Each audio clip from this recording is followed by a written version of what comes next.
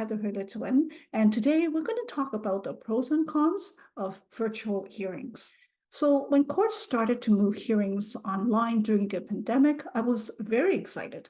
I was hoping that with technology, court procedure will become simpler and more efficient.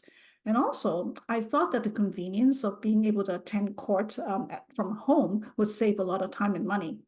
But as it turned out, virtual hearings were not as ideal as I thought. I started hearing stories from colleagues about the problems they were facing. And then later I thought, if lawyers are having trouble, well, what about self reps? So recently, there was a study done by the National Self-Represented Litigants Project showing that there were significant challenges to self-represented litigants. And the report is titled Virtual Justice, a complex portrait of Canadian self-represented litigant experiences with virtual hearings. So joining me here today to discuss the findings of this study is Dayna Cornwall, project manager at the National Self-Represented Litigant Project. Hi, Dayna. Hi, Heather. Thank you for having me. Oh, thank you so much for coming on today. So, My Dayna, pleasure. actually, before we get to the main discussion, could you tell us a little bit more about what the NSRLP is about? Absolutely. Yes, for sure. So we are, in a nutshell, a research organization. We're not a legal clinic. We do often get self-represented litigants contacting us, hoping for some legal help, which is understandable. But I just want to be clear off the bat, we can't provide legal advice. We focus on research, and then we do a couple important things with that. So we basically have three pillars to our mandate. So research, as I mentioned, advocacy on a broad level, and resources. So everything, as I said, comes out of the research. So we start with really diving into understanding the experiences of self-represented litigants in Canada.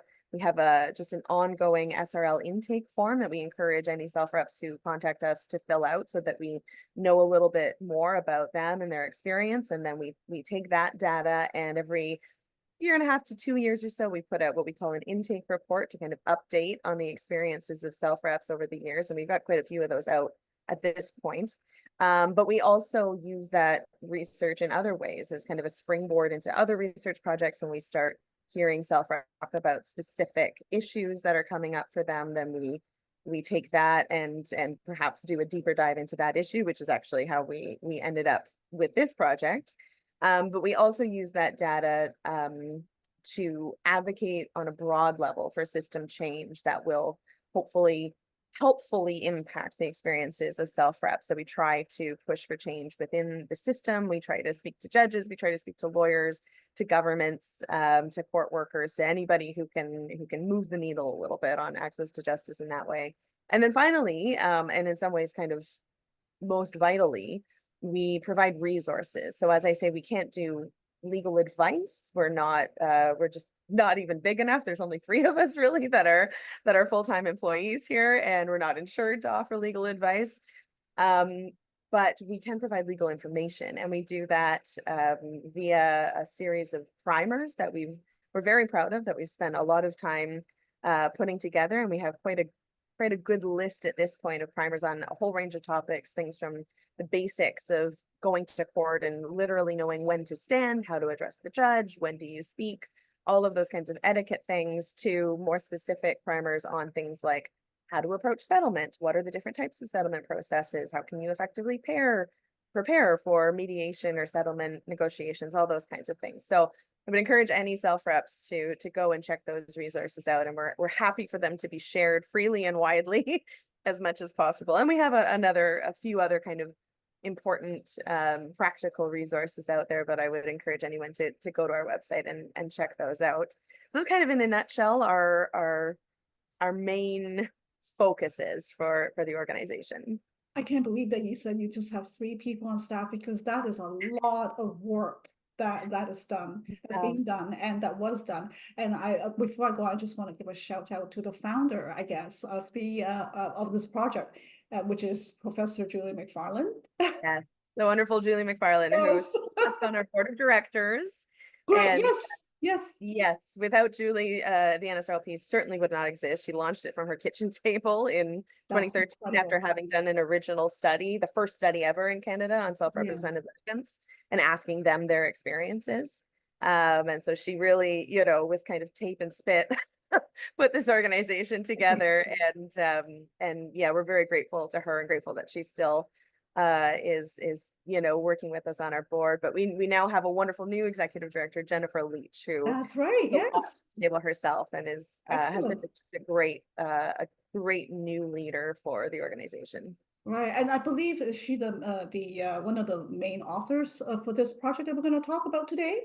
Yes, Jennifer, myself, and another researcher who we got involved, David, was very helpful when it came to the actual statistical part of Oh, things. wow. That wasn't necessarily mine or Jennifer's strong suit. So between the three of us, Mm. we put a lot of work into this report, and we're very proud of it.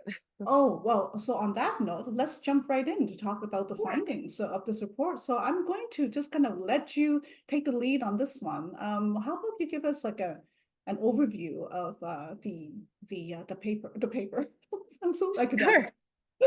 Yes, of course. I'm sorry, my dog may poke her little nose up. She's Oh, decided to okay. and sit here with me. So yeah, so I'll kind of start with the methodology. Sure. And it kind of came out of there she is. Oh, can I? Just I want to see because I'm such a pet person.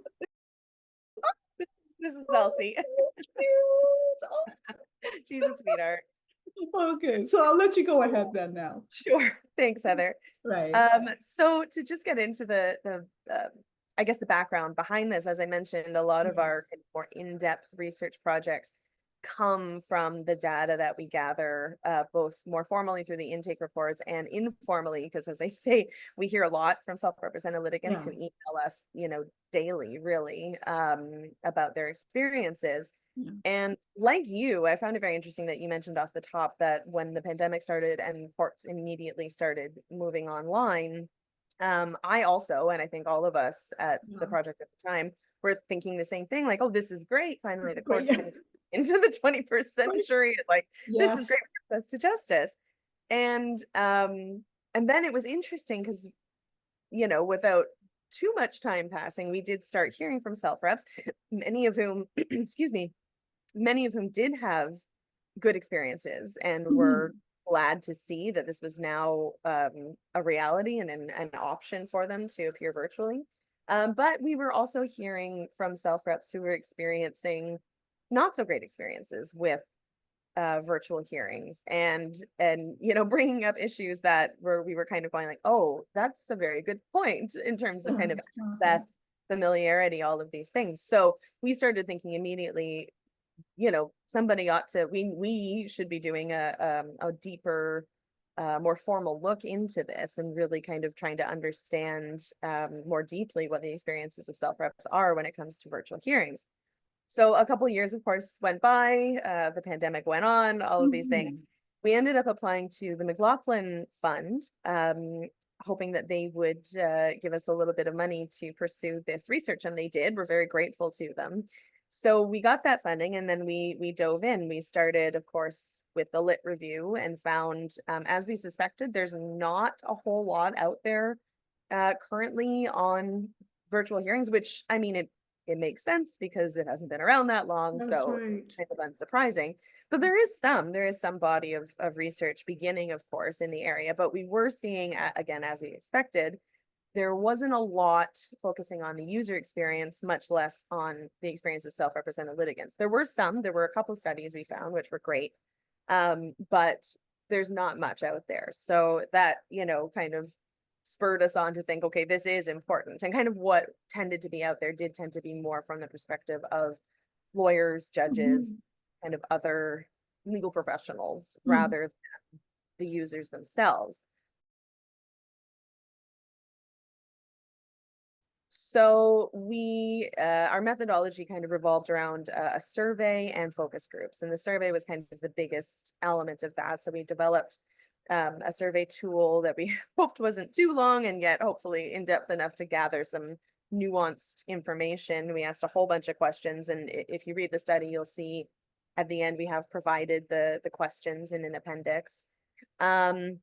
And then it was interesting. We kind of, I've made a note here to mention some of the challenges of distribution. Mm. We're certainly pleased with the response that we got, which was just over 200 surveys returned. But we did find it challenging sometimes, particularly with the courts, trying to get through and trying to, because ideally it would have been wonderful if the courts had been willing to share this survey Of with course. That's anybody. right.